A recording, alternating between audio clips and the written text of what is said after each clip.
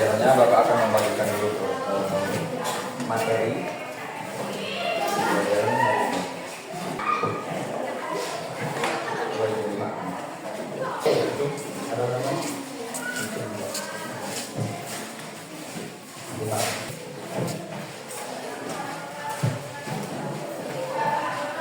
Ini adalah mata pelajaran coding dan kecerdasan artifisial.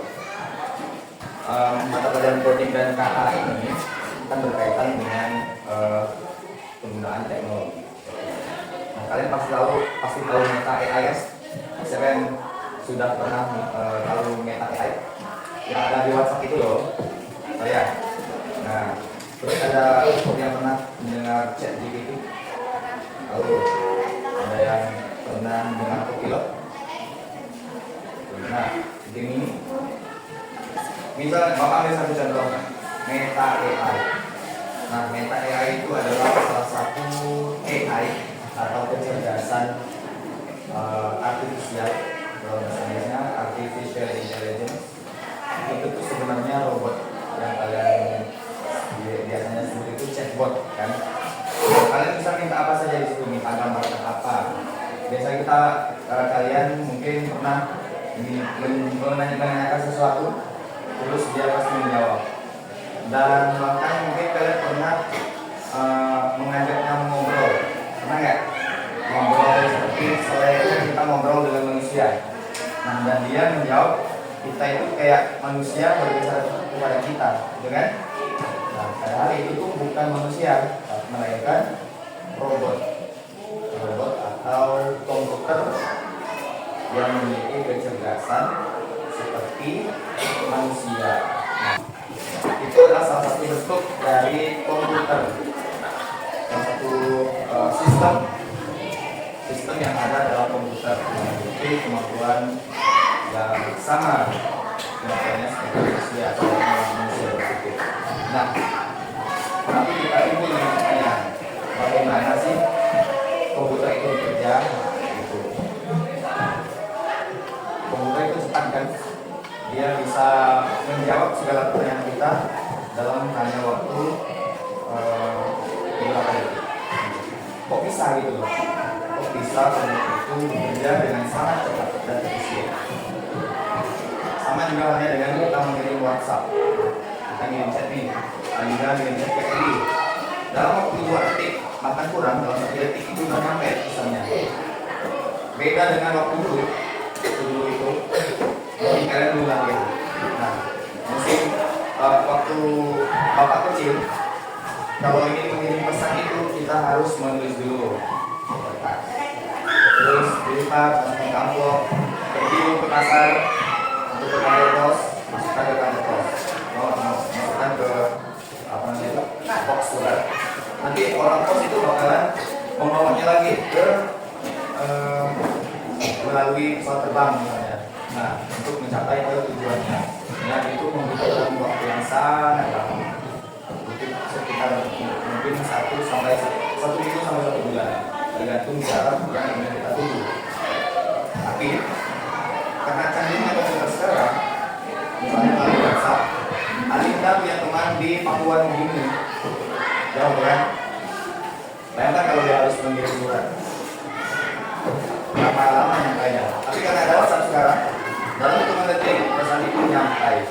Nah, seperti itu. Nah, dasar dari hal itu kita sebut dengan berpikir komputasional. Nah, itulah salah satu dasar-dasar yang ada pada sistem komputer. Bagaimana sih kita bisa berpikir selayaknya komputer? Nah, berarti berpikir komputasional ini bukan tentang kita saja, tetapi tentang juga kalian, kita.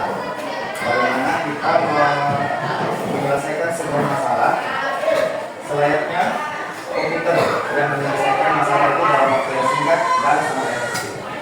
Nah, berpikir komputasional, misalnya apa? Misalnya kalian ingin pergi ke sekolah. Nah, gimana sih caranya? Kalian mikir nih, gimana sih caranya supaya saya ini bisa bisa berangkat ke sekolah tidak telat. Gitu. Nah, jadi kalian harus memikirkan tuh langkah-langkah yang harus kalian pikirkan, yang harus tugas-tugas yang kalian selesaikan dari mulai kalian bangun hingga kalian berangkat ke sekolah. Nah, jadi apa itu berpikir komputasional? Berpikir komputasional itu adalah cara berpikir untuk menyelesaikan masalah atau tugas. Jadi masalah itu bukan sesuatu yang bukan kok masalah, tapi masalah itu bisa kita sebut dengan tugas, pekerjaan.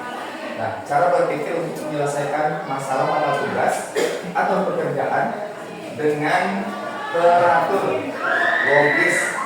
logis itu masuk akal, dan langkah demi langkahnya berurutan dengan secara berurutan dan secara baik. Dalam berpikir komputasional itu ada 4 pilar utama, yaitu apa saja? Yang pertama, dekomposisi. Yang kedua, mengenal pola. Yang ketiga, abstraksi. Dan yang terakhir, algoritma. Masih ingat algoritma kan? Dekomposisi artinya memecah masalah. Ya. Terus pengenalan pola. Apa itu pengenalan pola?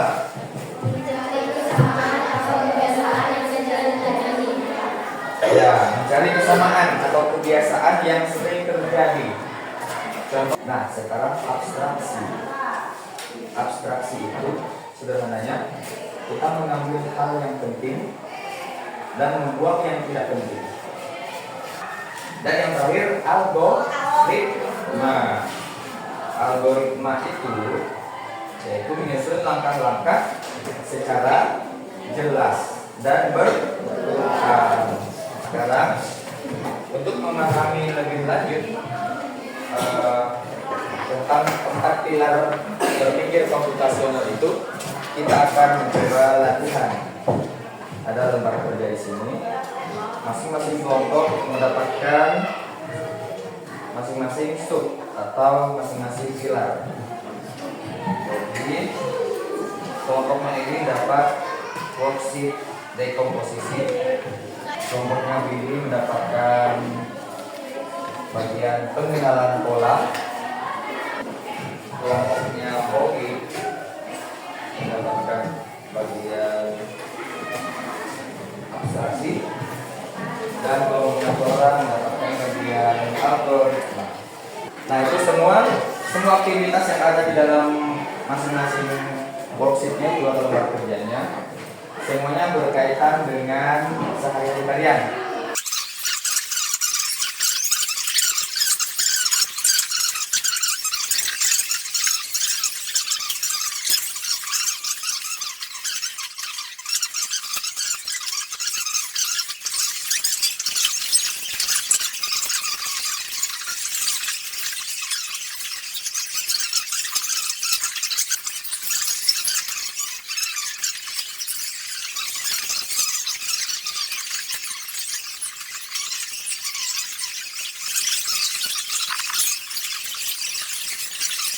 Oke, baik. Kelompok dekomposisi. Siapa yang akan berdiri? Alinda ya. Oke, yuk kita dengarkan Alinda. Teman-teman yang lain responnya ya. Ya, di situ ya. Oke. Sama enggak? Sama. Terus? Sama.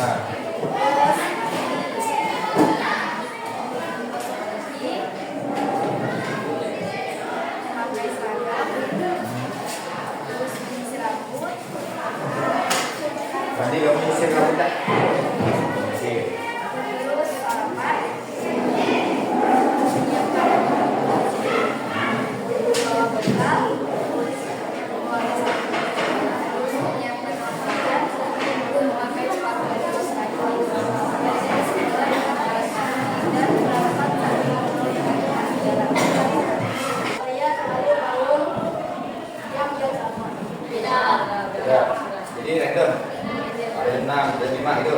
Jam 7 ada nggak? Ayo, selanjutnya. Semua ya. Terus.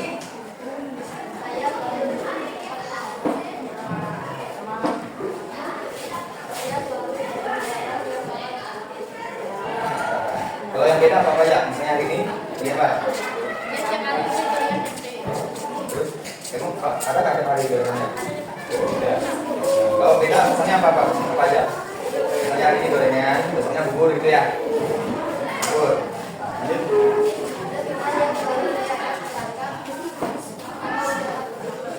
Oke. Oke, kalau untuk kelompok abstraksi, coba.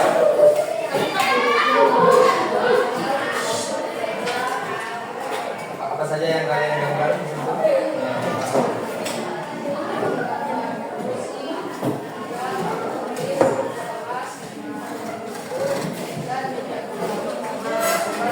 Ada beda nggak kira-kira? Sama semua. Gambar kelasnya sama ya. Oke, coba perhatikan teman-teman gambarnya. Gambar kalian. Nah, gambarnya tunjukkan ke teman-teman dulu. Urutan tentang apa nih? Urutan cara mengikat gigi. Coba urutan, katakan namanya. Coba nama saya. Pertama.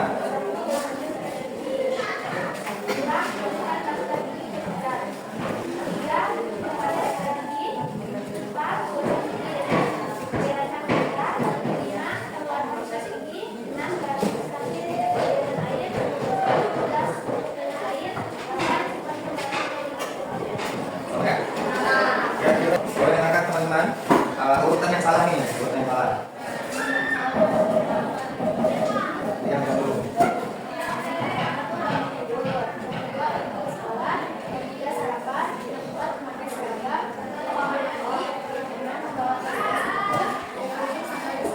Nah, jadi kesalahan apa? Bisa harus mandi di sekolah ya. Perbaikannya gimana? Yang pertama itu bangun tidur, yang kedua mandi, yang ketiga memakai seragam, yang keempat sarapan, yang kelima membawa tas dan sepatu, yang ketujuh sampai yang keenam membawa sampai sekolah, yang ketujuh sampai sekolah. Ya. Oke, baik, terima kasih. Sebelum kita mengakhiri, kita menyimpulkan dulu.